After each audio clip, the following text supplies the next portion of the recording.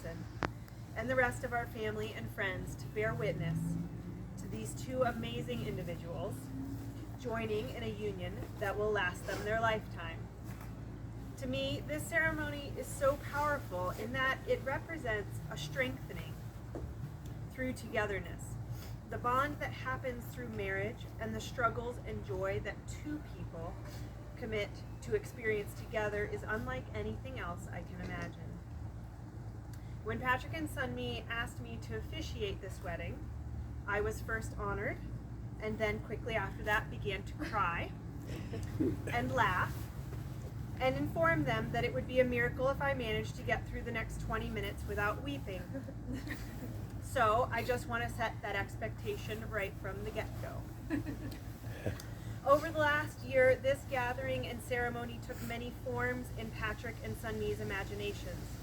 A giant shindig in the mountains, a small ceremony followed by a later date party, and this is where they landed, surrounded by family and friends in the backyard of the home they are starting their lives together in. And we are so grateful to be here, to show you our support and our commitment to the two of you, to be here when you need us, to be here when there are things to celebrate, as well as when there are things to grieve.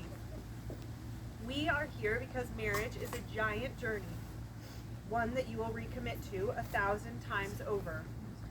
And that takes trust, love, patience, courage, and community. Though this ceremony is about union and who these two people will become together, what struck me most when I thought about their marriage is who they are independently and how those people complement each other.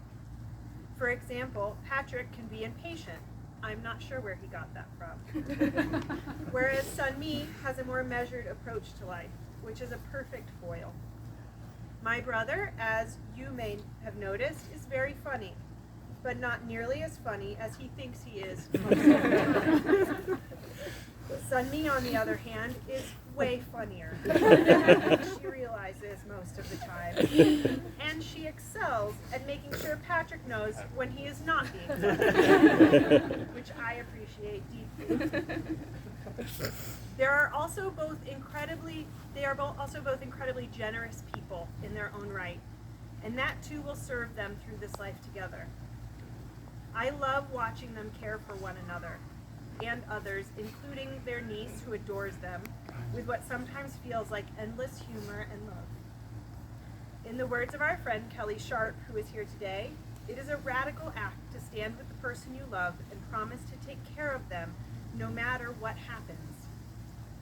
You make that promise not because you know the future, but because you know that person. For anyone who has spent time with the two of you, it is undeniable that you know each other and understand each other in a unique and special way. I am looking forward to hearing your vows for each other. Before we get to that, I've dug up a couple of readings that I think contain some wisdom worth sharing with you both. The first is an essay from Wendell Berry. The meaning of marriage begins in the giving of words. We cannot join ourselves to one another without giving our word, and this must be an unconditional giving. For in joining ourselves to one another, we join ourselves in the unknown. We can join one another only by joining the unknown. We must not be misled by the procedures of experimental thought. In life, in the world, we are never given two known results to choose between, but only one result that we choose without knowing what it is. Because the condition of marriage is worldly and its meaning communal, no one party